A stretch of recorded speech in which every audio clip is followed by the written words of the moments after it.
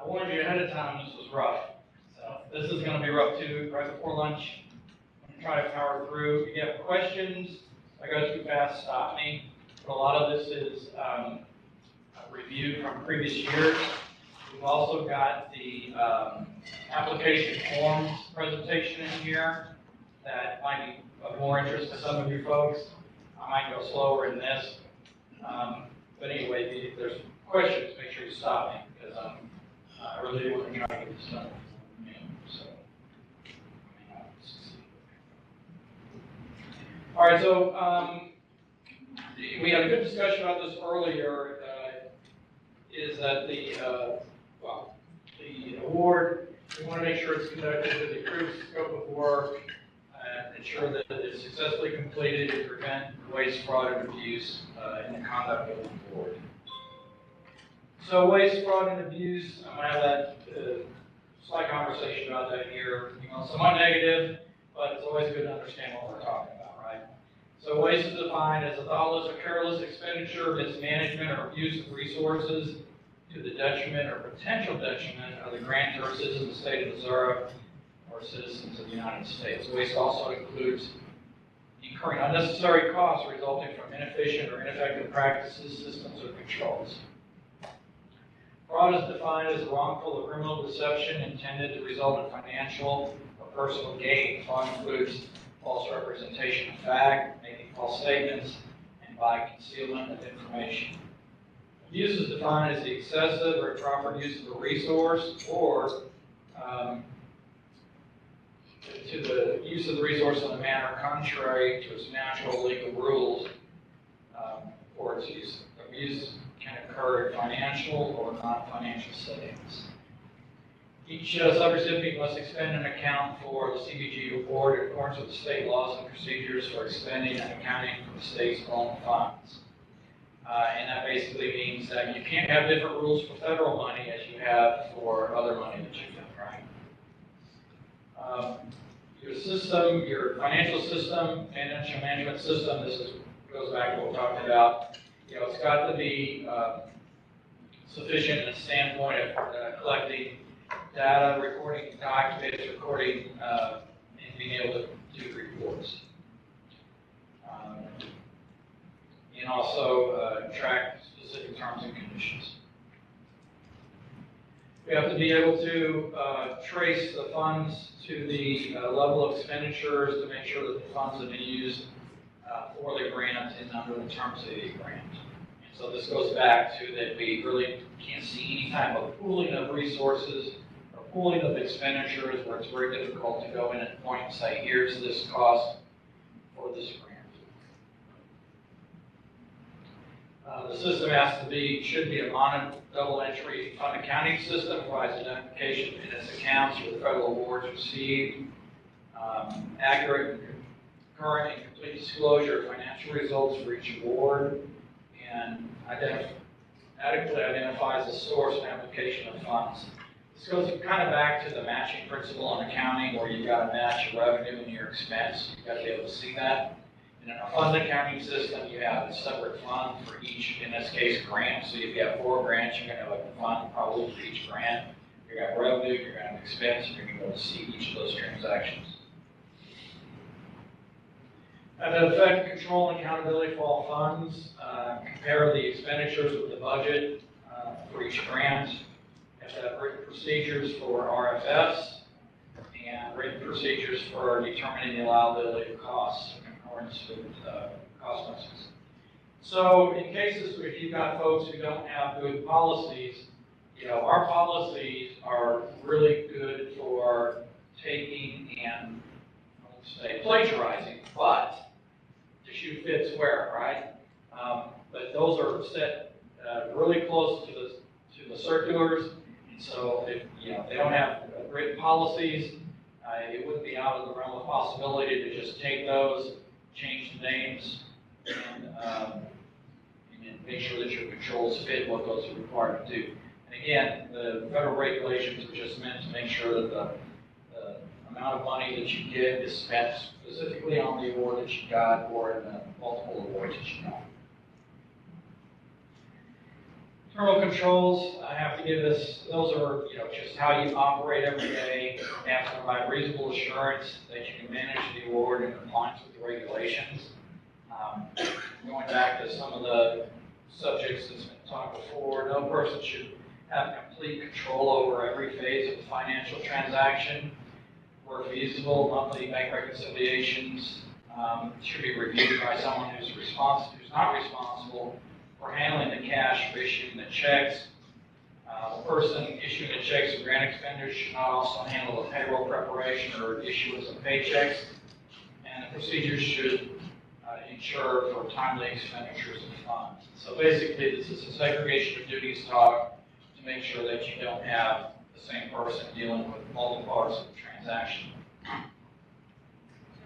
Yeah. The question, can you go back to the other slide? Sure.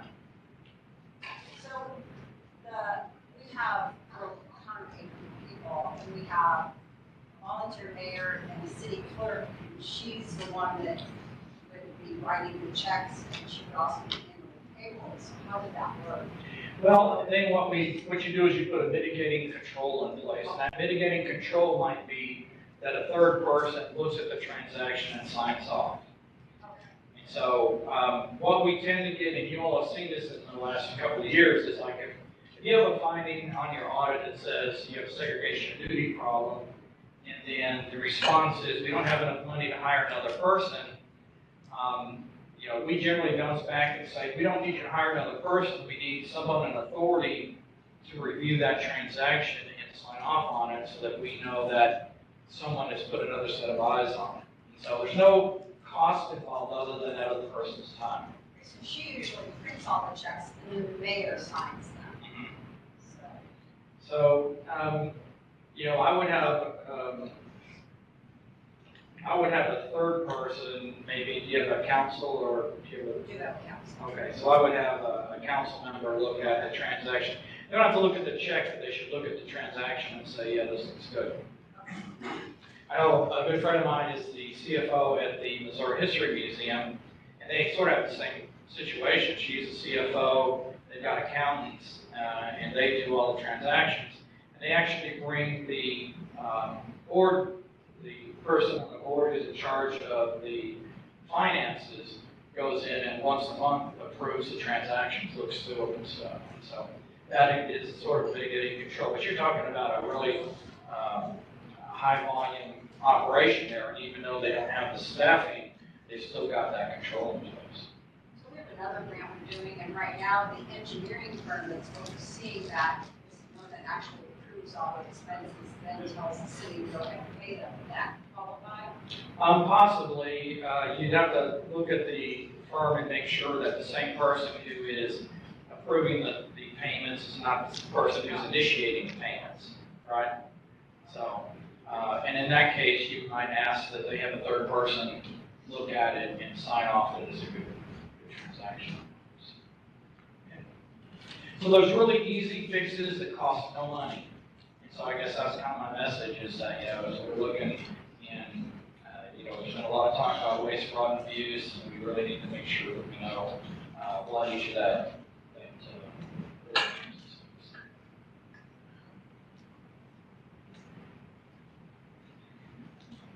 internal controls, make sure you comply with federal statutes and regulations, monitor compliance with the terms and conditions, the monitoring piece.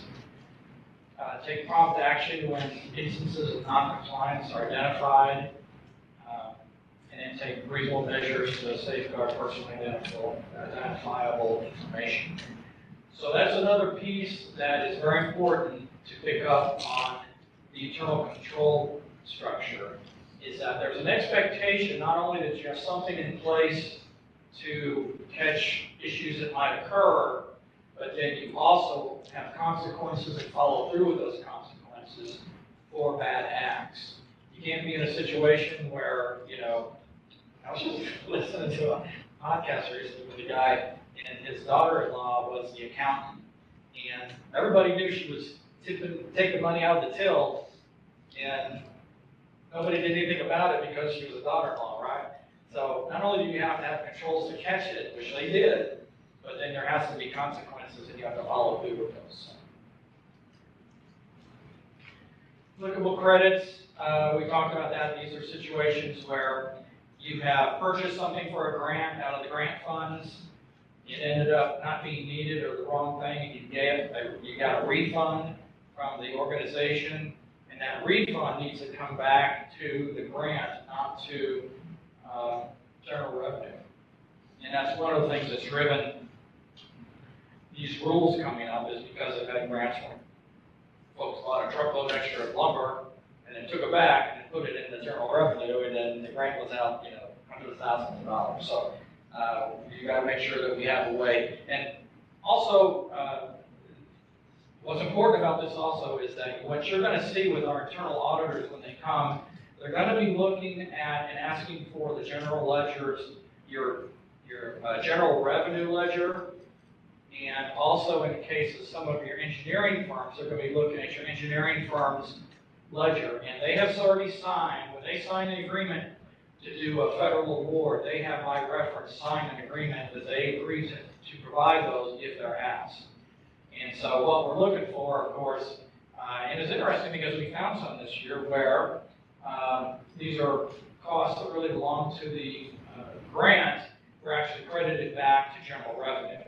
And so the basic premise is that is a reduction in the grant, and if it's cash, then we'd expect that those funds to be refunded back to the grant, or refunded back to us if it was caught in the grant side. So.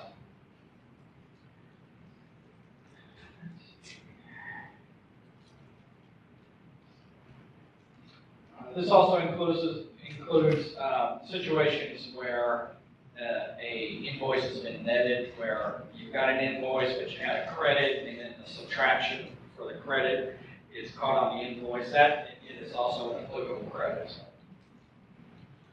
Examples: credit on invoices, returns, purchase discounts, rebates, allowances, recoveries on losses like insurance recoveries, adjustments for overpayments, med charges, or double payments. So, and these are all normal things that happen in the course of business. There's nothing diabolical or whatever about this. It's just things that happen. But depending on how good your financial systems are, determines whether or not they come back to the right account or the right fund. So that's what we're looking for. This goes to our administrative costs. And annual is the 4% plus 10,000. The main point about this slide is that we do the budget in the cost summary based on what you intend to spend. But what you get paid and administrated is a percentage of what you actually spend. And so if your costs actually come in less than what the budget is, then your administrative dollars are actually going to be less, because you're only getting 4% of your actual costs, not 4% of your budgeted costs. And so you need to make sure as you're creeping up on the end of an award that you're not thinking, oh, I got my 4% plus 10, and here it's $50,000, but your grant came in less than that, and so that 50 is not going to be 50 now, it might be 45. So remember, it's based on actual costs, not your budget. We have a limitation on administrative drawdowns, 25%, max at the time the grant conditions were removed. Actual costs up to 50%, maximum approval of the first contractor payroll. Actual cost of 75% at the time, the 50% of the construction draw, and 100%, 90% based on the closeout. And then once we get all of our final paperwork, then the other 10% is paid. I'm going to caution you on this because and we should have talked about this more in the failed projects section, but what we have seen in some cases where we give somebody a grant, 5 years ago, they immediately drew like 10 grand of administration, which based on the rules is fine. But then the grant failed and they didn't end up doing it. And so we've got these costs out there that somebody's going to have to come up with, because you've got a failed project, you didn't meet a national objective, the costs end up not being related to the grant because the grant never followed through. And so you've got to be real careful about making sure that everything's in place for this award because those costs would be unallowable. The administration, somebody would have to pay those numbers. Program income. Program income is payments or principal and interest of loans made by CDBG money. The share of proceeds from the disposition of real property purchased with CDBG funds. The share of proceeds from special assessments. The interest earned from investments of CDBG money. Checks for program income that will be returned to CDBG should be made out to HUD. Also, rents received from CDBG funded multifamily housing is program income.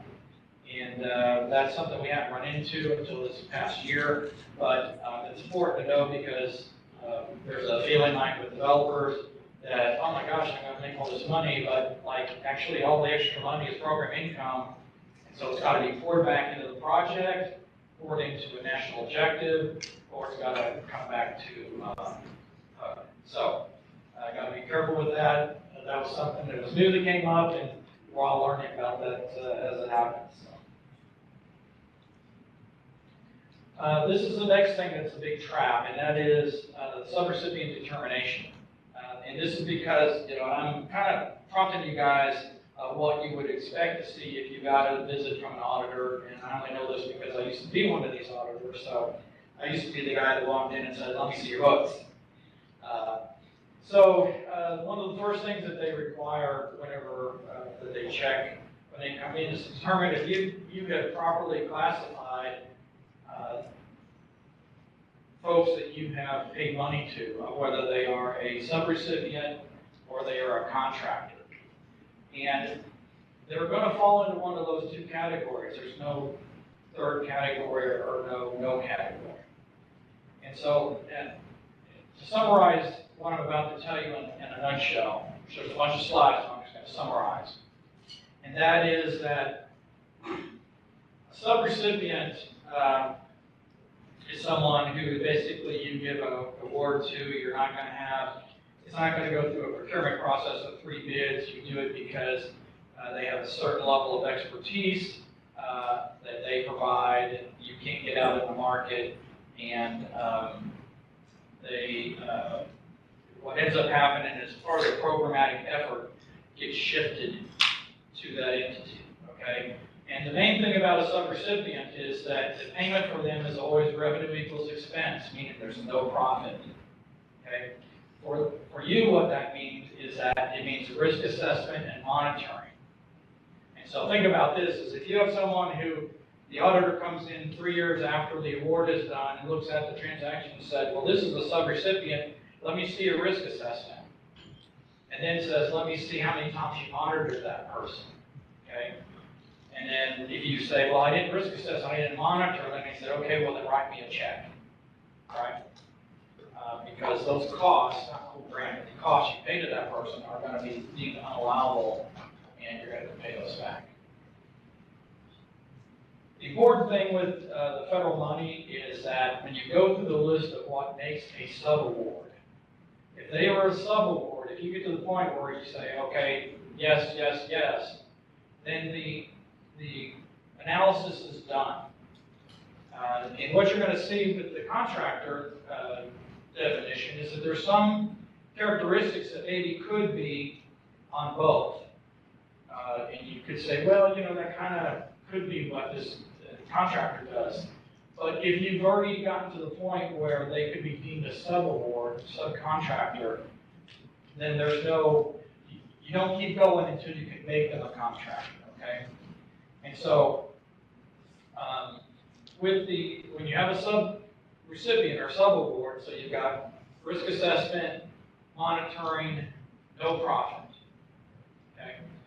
On the other hand, with a contractor, what's a contractor? Well, a contractor operates in a competitive market. They sell to many buyers.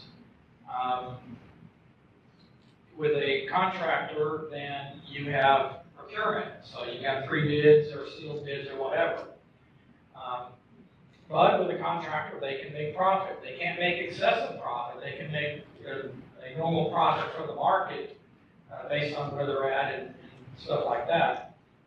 So you can't sell them a toilet seat for $600, right?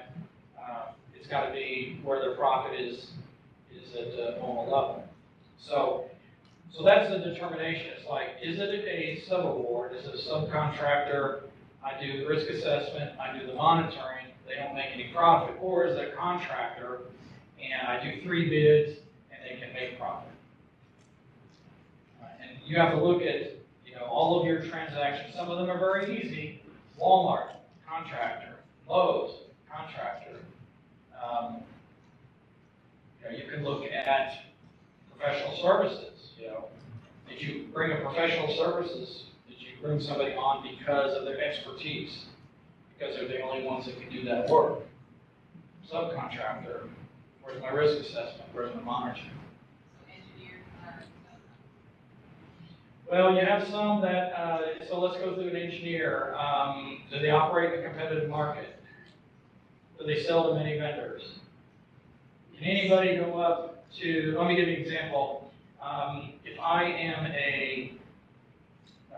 a nonprofit in a town and I go up to my RPC and I say, I need a grant administrator, can you be my grant administrator?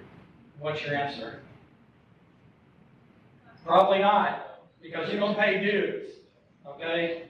So I'm not operating in a competitive market right there in that circumstance. But if I'm an engineer and somebody comes to me and says, I need engineering services, what's your answer? Give me some money, right? So there are going to be some that, depending on how they operate, could be close, And I'll tell you, the first thing as an auditor that we did when we tried to determine what somebody was, is we Googled that. Like, for example, if I was looking at grant administrators, I would go to Google and I would say, grant administrators in Jefferson City, Missouri. And if I have me a list of grant administrators and I say I've got a competitive market, I've probably got a pretty good shot that this is a contractor. But if I go there and there's no listing for grant administrators, or if I get a grant administrator and there's just one, then I'm going to say, well, this isn't a competitive market, so what is that person? So anyway, so this is one of the big questions, and they're not going to look at a $50 invoice. This is going to be situations where you're paying somebody a couple $100,000 or $150,000. And so my caveat to you is, if you've got big transactions like that, you need to really look at and assess, what that type of transaction is.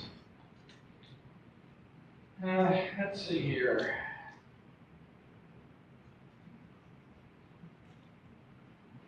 So sub-award is an award provided pass-through entity to a subrecipient to carry out part of the federal award received through the pass-through entity. It does not include payments to a contractor or payments to an individual that is a beneficiary. For example, a beneficiary for Department of Education is someone who gets a student loan, but the university is not the beneficiary.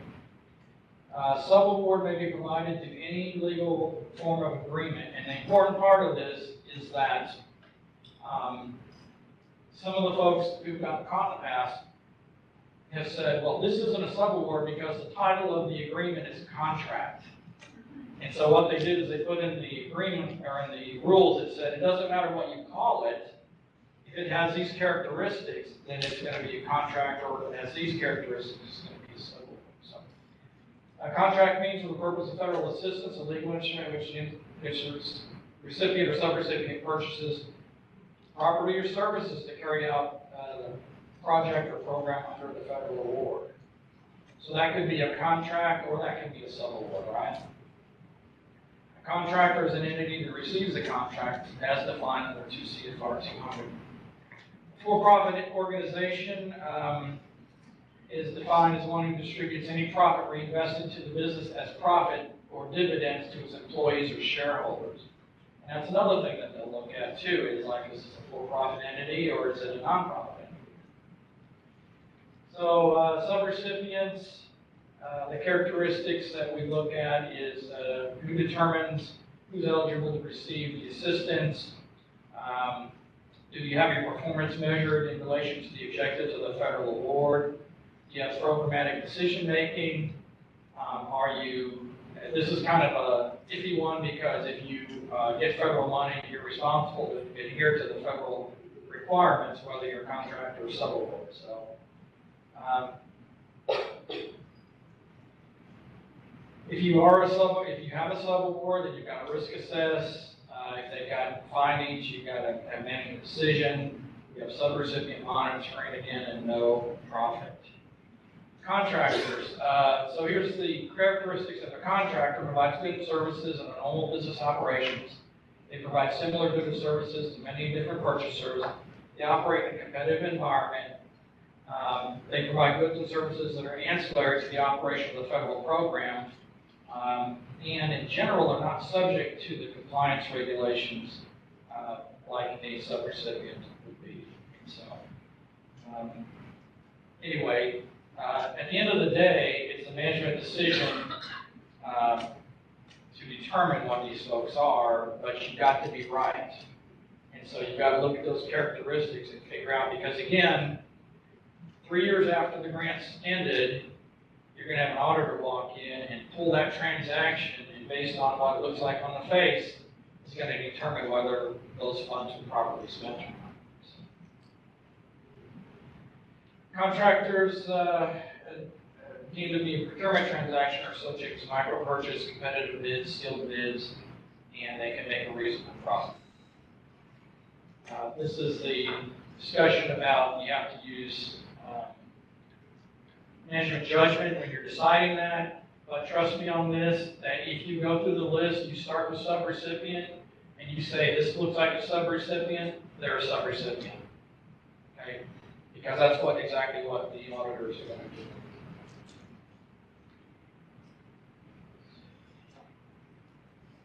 And most importantly, I believe, is where you have situations like this, make sure you put a memo in your files and document with the date that you're doing it before the grant ends, and probably right at the same time that any type of agreement is signed. Because again, Chris talked about this earlier, is that any type of activity that happens with federal money must have an agreement of some sort. You can't do things on handshake, you can't do things with an email. There's got to be, on their bill or their letterhead, we're going to do this for you at this price, thank you very much, you're going to sign at the bottom, pay or whatever date. At that same time is when you've got to have a memo in your file that says, we considered this, we looked at the characteristics, we deemed them to be this because of this. Now, if you have that, 95% of the time, even if you're wrong, you're going to win.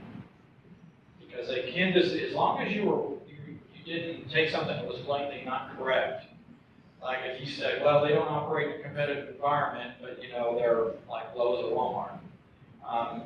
If you don't do that, then you're going to win because you did consider it at the time, and then it's just a judgment call. They can disagree with your judgment as long as things were done in a proper manner. So. Again, if it's deemed to be a subaward, then it's a subaward. You don't need to do any further analysis. All right. I promised everybody this conversation a couple days ago. So this is a talk about moving the movers and our my movers and our old SAM2 systems. So we're converting to the new financial system. Until it's fully implemented, transactions end up going through both the old system and the new system. But they don't go through automatically. So literally there's people that take what they see in the old system, they take it over, and they put it in the new system. And so there's two things. It's like there's a time constraint there, right? It's going to be a problem. And also there's a potential for things to get lost or stuck, whatever. And some of you all have already experienced this, and we apologize for that. But the thing is that we don't know, because we put in our RFS and we send them off, and then if these other things are taken care of, which is you're registered in both systems, and you're current in both systems, because I think one of our folks talked about an and this is true, is that if you were registered in our old system, which we call SAM2, and over a 22-month period, you did not request any funds from the state of zero, then you were dropped. Okay? And you could have been dropped a month ago, a day ago, or 6 months ago. But none of us are going to know about that, and probably you're not going to know about that. You're going to have to look at your records and figure out how long has it been since we got a check from the state.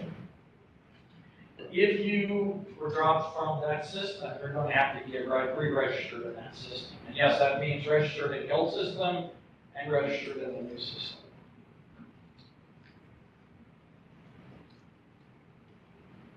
You have to sign up in Line Movers to get, in order to submit bills, and eventually this will be our own system. Now, our first date for this system to be in place was, I think, July of 2025. Is that right, Lisa? Yeah. So, which of course, this is August of 2025, and we're not there yet. So, we anticipate, at least the last date that we got is going to be August of 26. Or not August, but July of 26. And so, we've got, a number of months ahead of us where we're going to have to manage this. So, what's going to have to happen is if there is a delay in where you submitted an RFF, and you haven't gotten any response or whatever, then you're going to have to let us know, because we don't get notified of any of this. The ones that we've caught has only been because you all have brought it to us, and we've gone back and we traced, then we find it, and we've got to talk to the people in OA, and if you've worked in state government before, you know that we all kind of have our own little separate areas. And so it's not like we can call OA up, which is Office of Administration. We can't call them up and say, hey, what's going on? It doesn't work like that. So you're going to have to let us know.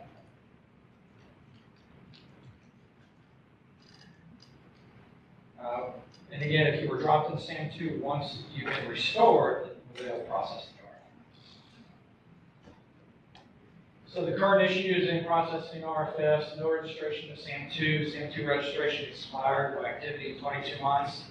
Not registered in movers, failed to respond to emails from OA, or failed to call back voicemails from OA. So there are circumstances like with OA where they have reached out to folks who they have issues with, but they couldn't get them to pick up the phone, or they couldn't get their emails responded to. And so, again, until all that works in the manner it needs to, there could be some delays and stuff. So we don't want that for you, and I'm sure you don't want that for you too. So anyway, that's where we're at. And if you do have a RFF that's been in the hopper for several weeks, then please let us know so we can research it and figure out what's going on.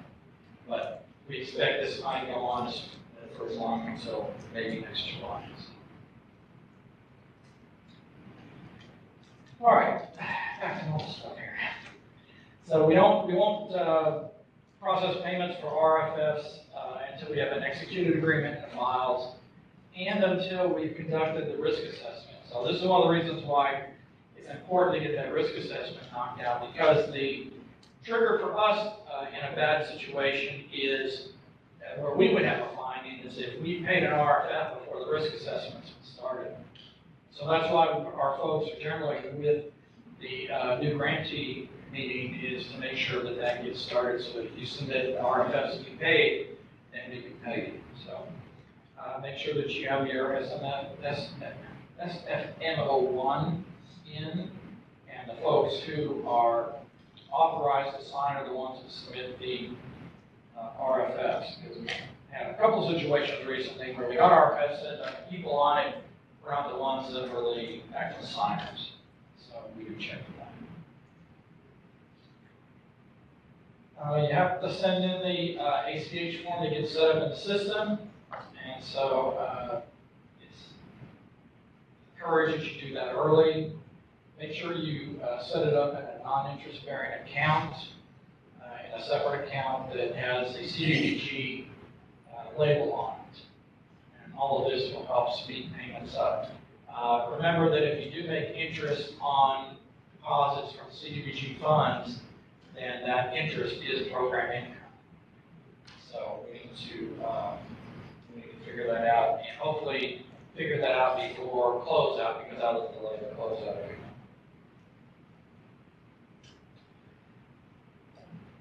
Let's see, CBG funds are cost reimbursable, so they should not be requested until after the expense has been paid. You can request for incurred, but we are going to need to get a copy of a check where you've actually paid that cost.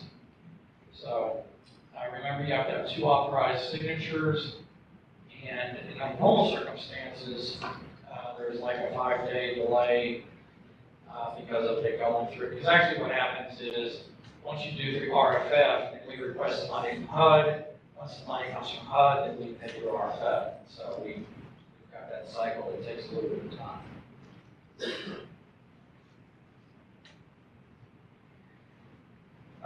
We will, in certain circumstances, hold up grant funds. If we requested items like the audit from you that you haven't provided to us, if there's some monitoring issues that you haven't replied, the ARPRUFA, if it's being held for some reason or not being returned, or if there's non-compliance with other grant agreements or parts of the term, or in some cases, we might hear from you all that there's a problem. You might have some legal matters going on, and it has to do with some of our payments. I can think about in a circumstance where maybe you've got subcontractors that are suing your contractor because they didn't pay, but yet we've already paid those RFS. So we'll probably hold up those RFS until you get that settled, right? Make sure that everybody gets paid. Remember too, under the circular, the contractors are required to be paid within 30 days that they've submitted their request for payment from you all, unless you have some reason to believe that it shouldn't be. So we've all got that 30-day period that we've got to try to knock out. So you don't want to hold up on the payments to your folks. The audit, we talked about that in a number of other deals where, a number of sessions that, it's moving to $1 million. But again, the good conversation earlier, it's based on what's been expended from all federal agencies, not just us. And our test here is strictly what our duty is to determine if you have to have a single audit. So that's the answer we're trying to get to. So we're not really critical about what you put down in there, other than if we know that you've spent more than $1 million or $750 with us, and you say you don't need a single audit, then we will bounce that back to you. Because our duty is to determine if you need a single audit.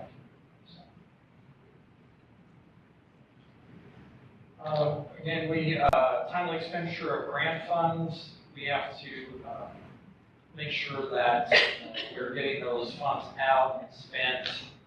And then the other part of it, of course, is where they're not spent in totality, we can deobligate and redeploy. We're really trying to get as many projects awarded as we can to get some of these things done with the funds that we have.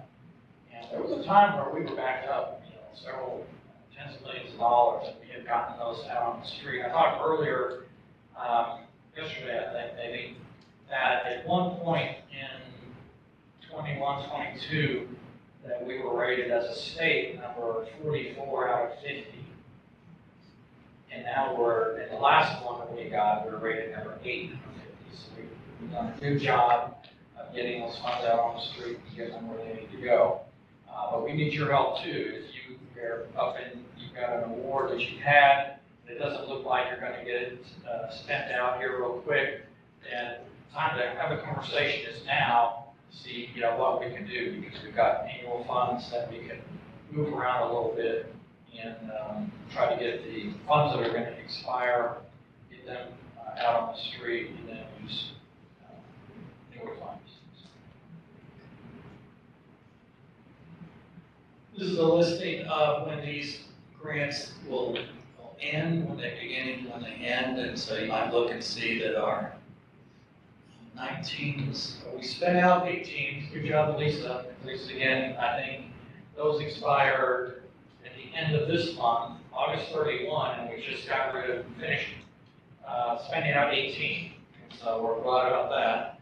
But now we've got 19, 20 that are going in the next couple of years. So if you've got an award that starts with 19 or 20, and you're not spent out, then you need to get with us, because we want to make sure that those will get spent, and if we can redeploy them, then we'll be able to do that.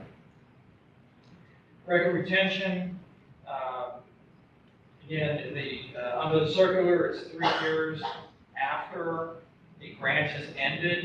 And so if you look at 2018, that I just had up here, it's going to be 3 years after we've ended 18 with HUD. And so it's still going to be a few years. And, you know, a lot of times it might be helpful to more digitize those records and keep them rather than to pitch them, because, you know, the whole audit process is kind of a needle in a haystack. But boy, when you're in that needle, you know, you've got to have all that information. So you want to make sure that you've got all that documentation on hand that you use for the grant. So the only exception to that is if you're having any litigation on part of your award, and then that clock will start 3 years after the end of the litigation.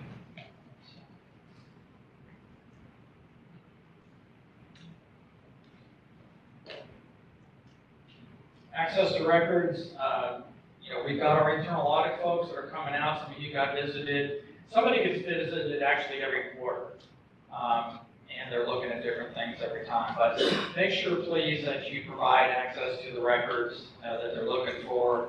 And I can tell you that the sooner you get them, the sooner they get them, and then the sooner they're done. Because, like, there's been a couple of times when we got everything we needed, we got it to them before they showed up. They figured out what they needed to look for. They came in, they knocked it out, and they were gone. And it was minimal disruption for everybody. And there's been other times when we didn't get all the records. They didn't start looking for what they were going to test until after they were literally here. And so instead of a week, it was like 2 weeks. And instead of an hour in a place, it was 4 hours. And, you know, it's much better just to provide access, get them what they need, and get it in and out. So, and also, you know, we've all agreed in our grant agreements that we've signed that we're going to do this. Equipment inventory, that's something that we're pushing out. We actually haven't started, but we're going to go back and start backfilling here pretty quick. These are just the data elements. I'm going to move ahead here because I did want to get to this, which is the financial documents that we were looking for whenever you guys propose. So I'm going to run through this. I got 10 minutes. Try to make it. It took me an hour last time, and I'm trying to make it 10 minutes, so it'll be fast, right? All right, so basically we're looking for a balance sheet and an income statement. The balance sheet could also be called a statement of net position. The income statement could also be called a profit and loss. The P&L, or the SRECNA, which is the SRECNA, depends on what type of entity you are or what those are called.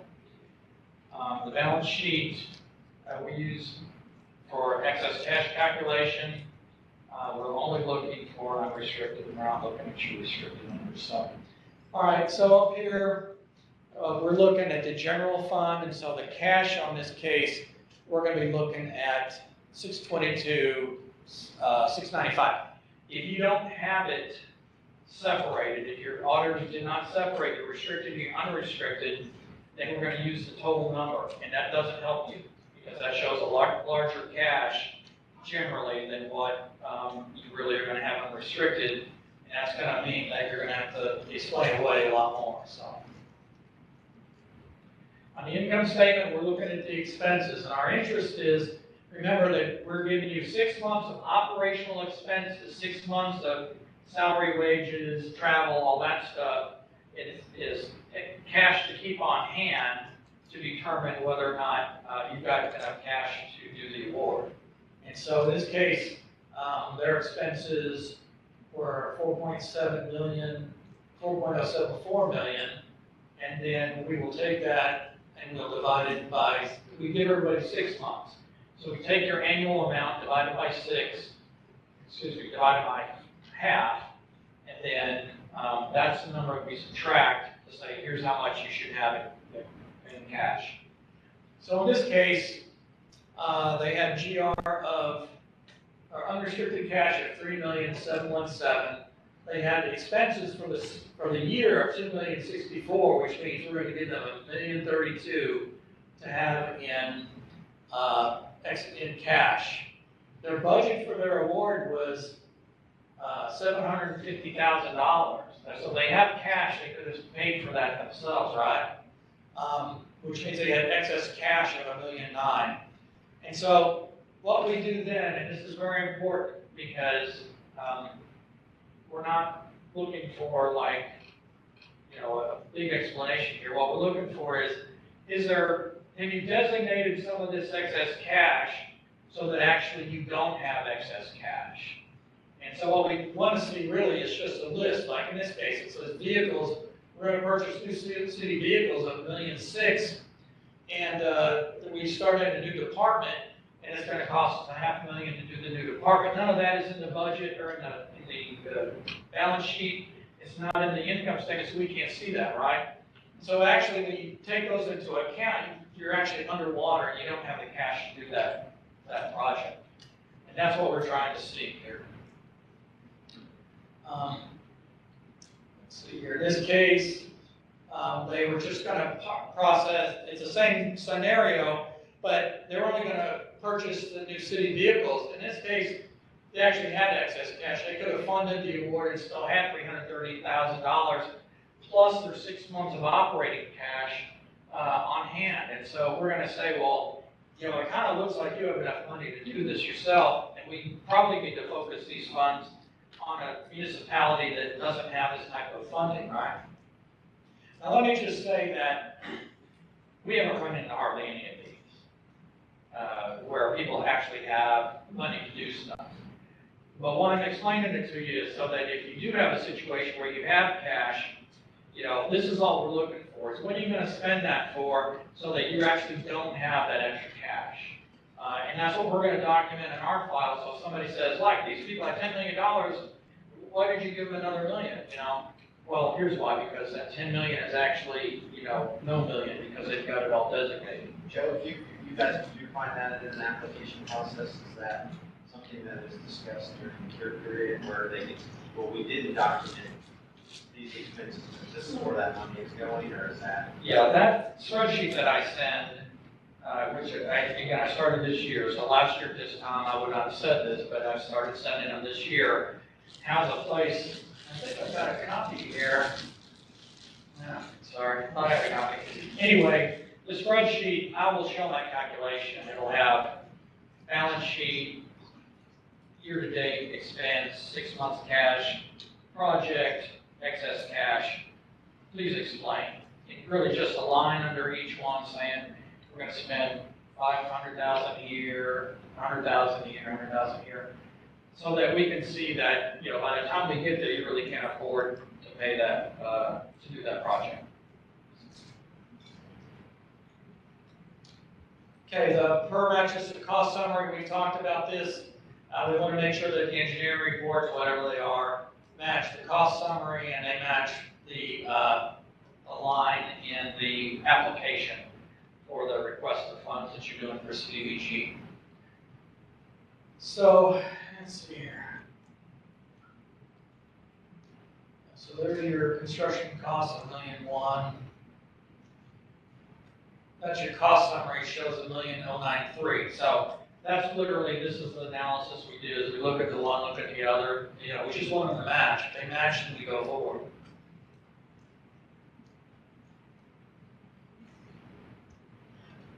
Talked about this earlier, is that we need your engineering line split out so we can determine what the costs are, because we're looking for those unallowable costs that we talked about earlier. We're looking for admin and ADC, admin and indirect, or ADCs and indirect costs. So, and we also, we look at the engineering too to see there's certain things that we anticipate, we've written in the admin manual that this is what we mean by engineering design. Here's the things that are gonna be done. And so what we've seen some of the engineers do is they'll charge us the percentage like we have, and then they'll put some of those lines that are supposed to be in that percentage as a line item in their, as a separate cost. And sometimes they'll try to charge it as other professional fees, other professional services. And so we're just trying to make sure that we're not double dipping. Contingency lines can't exceed 7 to 10%. Last year we saw some contingency line. We saw the construction cost of $1 million, contingency of $1 million. Can't be that much. 7 to 10%. And then remember that what happens is that they pay bills out of that 7 and 10%. So by the time we get to the end of the grant, there's no contingency. It was caught up by those construction costs. And if they didn't use the contingency, then that's going to be de-obligation, and we're going to de-obligate that and redeploy that. So contingency is never going to end up as like excess profit or whatever within a engineer report. It's either going to be spent in construction because of uncertainty about the cost, or it's going to be de-obligated and then we'll redeploy it.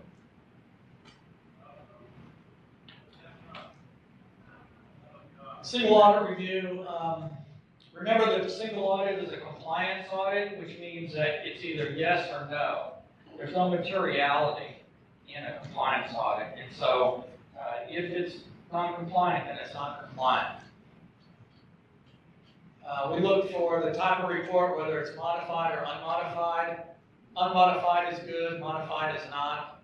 We're looking for material weaknesses, significant deficiencies, non-compliance material to the financial statements. Risk level, there's only 2 risk levels in federal awards, which is high and low. You're either, are you a low risk auditee? No, then that means you're high.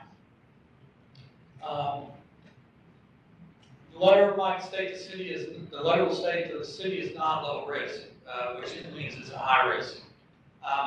We could, after we do our analysis, say we don't think you're a high risk because there's technical reasons why you could be deemed high risk. In that case, we will monitor you at a moderate level, meaning that not low and not high, but somewhere in the middle. So there's no moderate risk rating from a federal awards perspective, but we will monitor you at that rate. And you'll know about that because we'll send you the letter.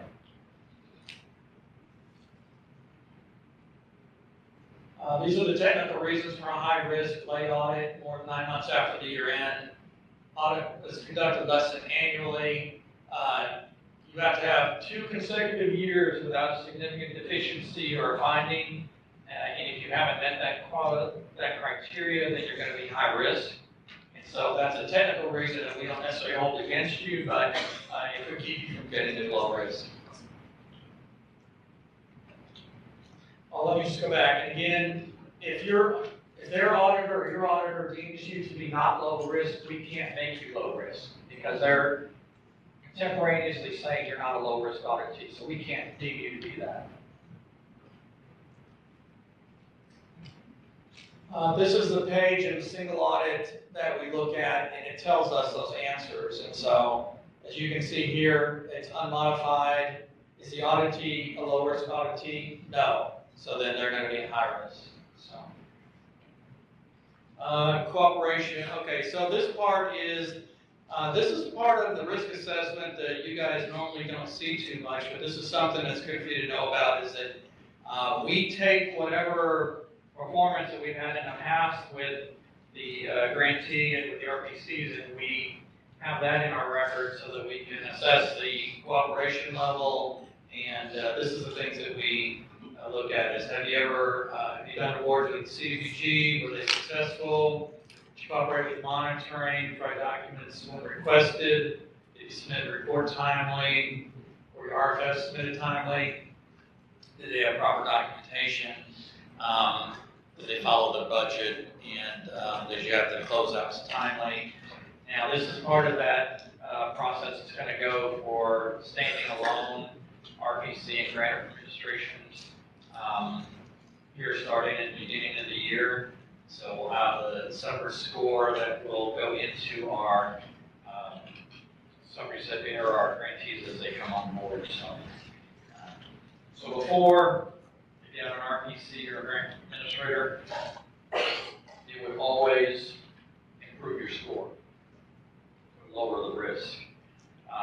But what will happen probably, we hope not, but what we anticipate is going to happen is that we'll have some that are going to add to are going to help the grantee, the others may not help the grantee. But the purpose, of course, is to get an accurate feeling for how our grant administrators are doing. Now, we had talked, and I think it's kind of on the table now, but at one point we had talked about doing a separate grant administrator's certification and then asking that, we would not, you cannot use a grant administrator unless we certify them. We did research on this and we found that the states that are doing this, there wasn't really a great improvement in the results. And so if it's not helpful, we weren't really going to go after it. So that's probably on the table now. But this is the first step of just trying to encourage our grant administrators and RPCs to really get really good at doing the administrative pieces of the awards that we need, which will help us all in the long run because, again, what we're looking at is 3 years after the grant's ended, the OIG comes in and they hit you, and we just want to make sure that it's 100%, so none of us have to pay money back. The systems and reporting, I talked earlier about this, is, we're really trying to encourage folks to get these accounting systems in place. It's a modern double entry fund accounting system. Can you separately identify the awards and the programs? Do you keep the required information in the system? Does it report? And does it give you the information? Also, is there some evidence that you guys look at what you're budgeted versus what you spend and adjust your activities based on that as you go forward? All right, so next part is the management letter and opinion letter. And what this comes in is that, and some of you have seen a lot of this, where we have gone back and asked for a management letter. And, the management letter generally only comes when you've had an audit issue. And so sometimes we're not really happy to give those up. But we need to look at it because we need to understand what in the management letter, it's going to tell us things that they found in the audit, but it didn't hit your report. And those are things from a risk perspective that we want to focus our monitoring on to make sure that they've been corrected or that they don't continue. So that's the purpose. The opinion letter is in every audit, and it says, we think that everything in this audit was reported materially correct, and there's no findings, hopefully, or if there's a finding, it's dismissed. The management letter, though, comes in separate, and it's separate for a reason, because generally it's those things that the entity, the municipality, does not want to hit the report. So, of course, we have a high interest in seeing what that is. So all the headings and a lot of the paragraphs are prescribed language, meaning that the AICPA tells the auditors, here's what it has to say, and the only difference is whether it's good, bad, modified, unmodified, you have findings, you didn't have findings, and then if there were findings, then it'd be at the back and it would tell us what it was. This is a management letter. It's kind of hard to see, but I do have copies of these in the presentation that was available when we did this too. But as you look at the headings that we're talking about, it's significant audit matters, qualitative aspects of accounting practices. The next heading is difficulties encountered while performing the audit. The next one, corrected and uncorrected misstatements. And so from time to time, with a compliance audit, it's either you were or you weren't, but with financial audits, there's a level of materiality. And let's just say that a specific transaction has to be greater than $10,000 before they're going to put it on the audit. So what we're looking for is, were there findings that were not considered to be material misstatements, but we should know about them, and that's what that's about. And then disagreements with management. We also want to know if there was an issue that the auditors brought to your attention or brought to the municipality's attention that they disagreed with, whether it was a problem or not. Because generally, there's times whenever through the audit process, those types of issues can be fixed, or they can get a level of comfort where they can release the report, but we still need to know what those conversations were about. So that's why the management letter is much different than our opinion letter. Let's see here. Management, has to do with, did you talk to other auditors about like shopping for an opinion? Like if the auditor said, well, we think this is not a good cost, and you said, well, I've got a CPA over here, so let me ask him. And we want to know, if that person came in and tried to change the line of the original auditor. And then if there's any other matters that came up with management and the auditors that we want to know that does not hit the report. And then the restriction of use basically says this is for management, and that's so that it doesn't hit the report itself. So.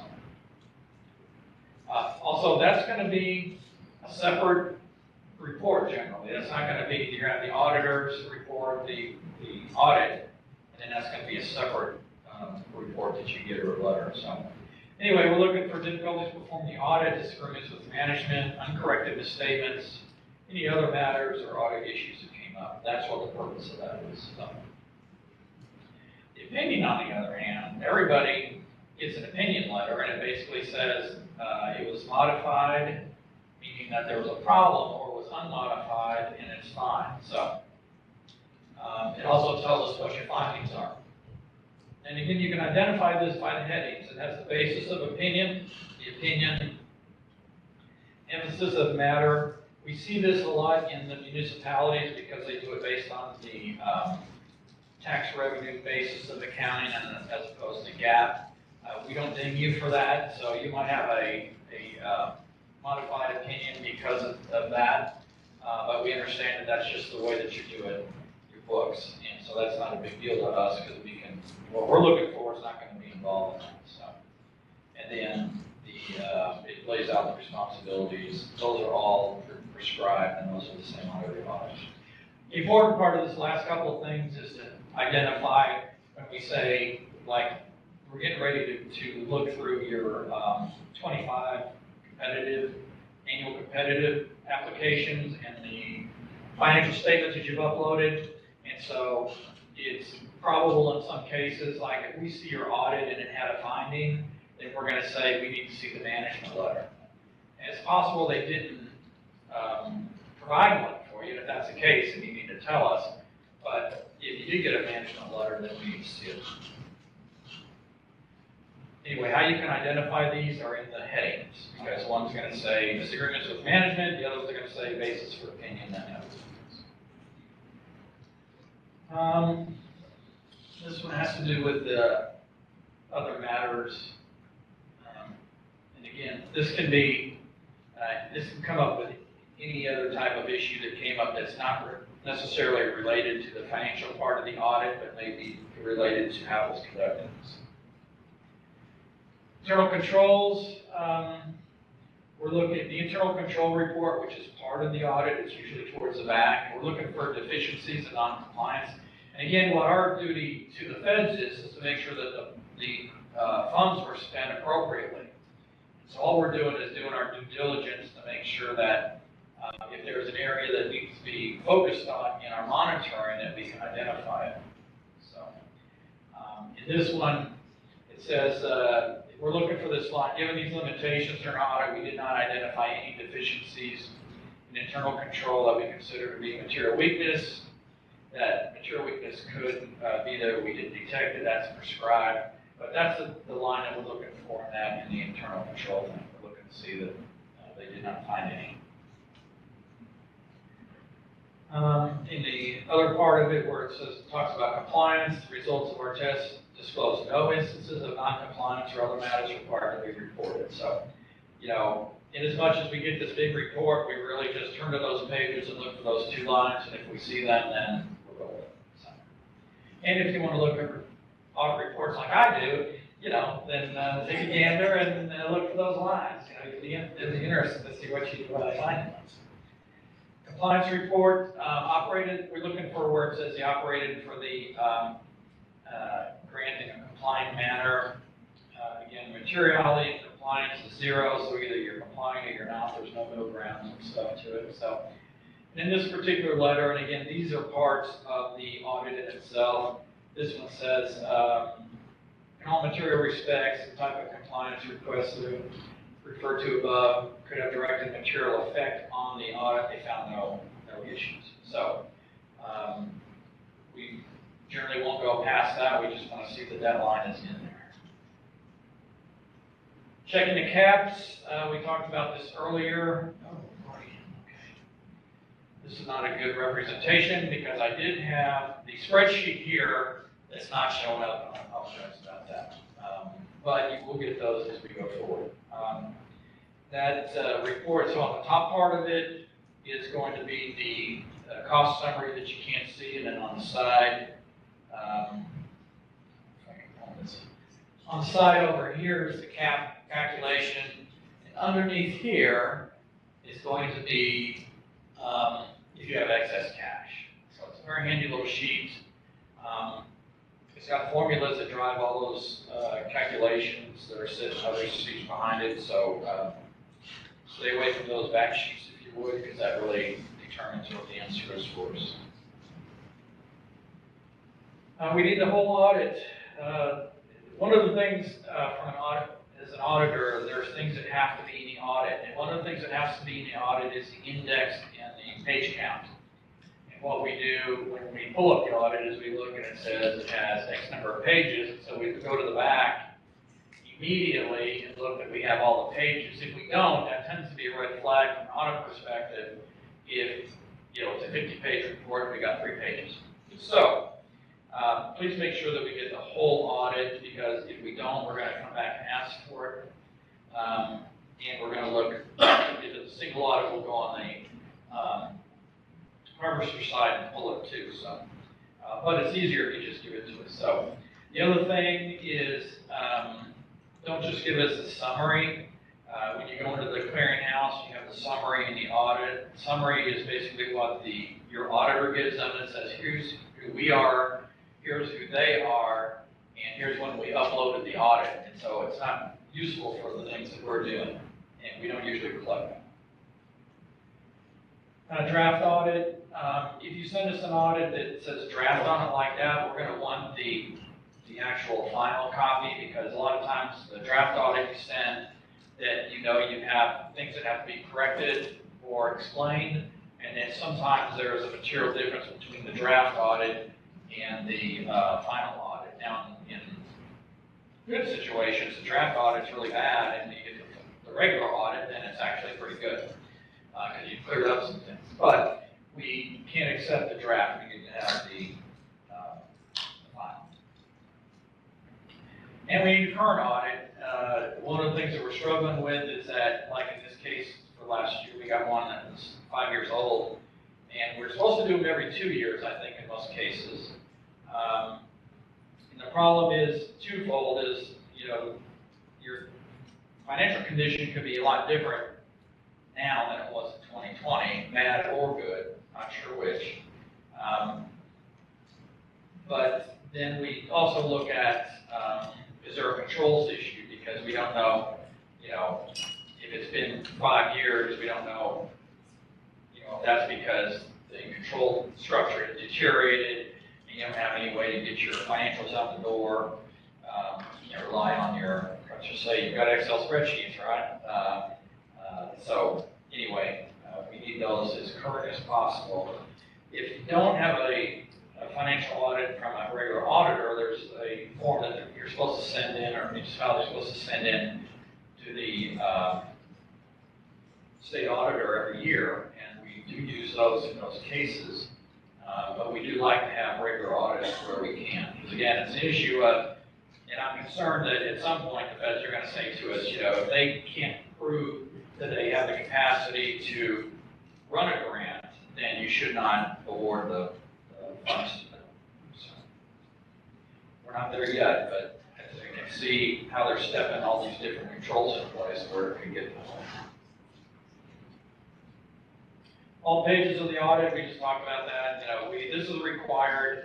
So an auditor, a CPA can't give you an audit without these indexed with the pages. That's standard. So we know they're there. So if you would just get it all to us. Also, statements need to come off the official accounting system. No summaries, no Excel spreadsheets. We know what we're looking for, and so if you give us the big old report that's this thick and has all your different funds and stuff, we'll find the one that we need. But what we don't want to see is what's happened in the past is they've taken on, we've had some that come off the official system, and then they put stuff in Excel, but the Excel didn't match in the end what was actually on the system. It's materially different. So if there's calculations or adjustments that need to be done, we can do that on the top, but we really need to see the statements and stuff that come off the system itself. So, and during the risk assessment, we should be able to determine, like, if you don't have a system or, if you're on a spreadsheet. All right, hey, I got done pretty quick on that, so I really think let's listen to our staff in case you need to get hold of one of us. Anybody got any questions about that? Those?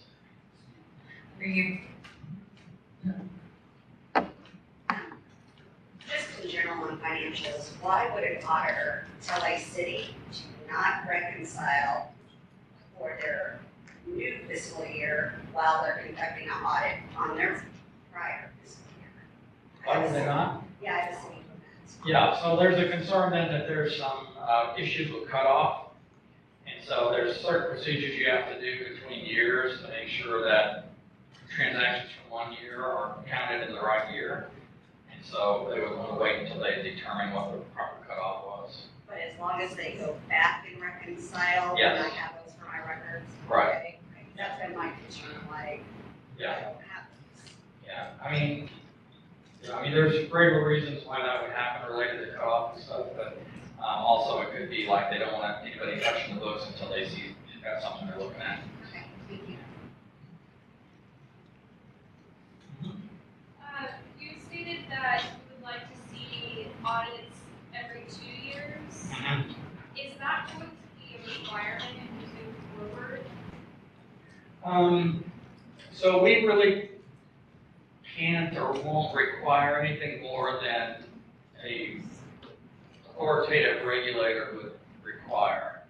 And so if you're in a municipality that, let's just say that they're really small and so they're not required to turn in something every 2 years, because I think there's a dollar threshold on the tax income that they receive that it's got to be over a certain amount, I forget the number.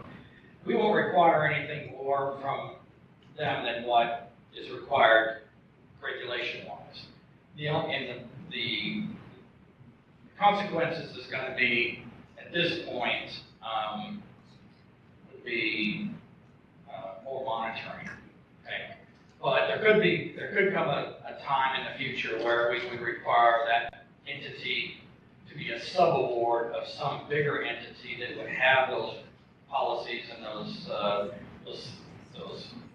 transactions, the audit and stuff in place, so that we would have that certainty, at least to the point of the larger entity. And so that's one of the other things we have done in the past and we could do, but we don't want to, I think hopefully what you've seen as we've redone our admin manual in the last few years is we've tried to take out the things that were not actually required. And so, the meat part of our admin manual and our regulations are what you really have to do. There's not a lot of like-to-dos in there. And the only time that is different is if we come up with something that is controversial, that's not covered, and it needs to be addressed. So other than that, we're not gonna impose anything more on you than what you're actually required, but we've gotta mitigate that. So that's how we would probably do it. Kind of a follow-up to that. So it sounds like it's mostly risk assessment oriented as required, but it's also required in the application process. So it is getting considered at least for funding, or no? I mean, like for example, if a community has not had an audit in the past 10 years, they're not gonna have an audit on their application. Right, they're gonna have some financials. We don't push it back and not look at it because it doesn't have an audit. You have to have something, because what we're really doing with that is we are looking for that excess cash issue. Is this somebody we should fund? Now, later on down the road, we look at it from a risk perspective and say, do they have the capacity? And this is where some, like an RPC, that has a really high score in their risk assessment is going to be very helpful, because we can have confidence that their administration at least is going to be dealt with well. So.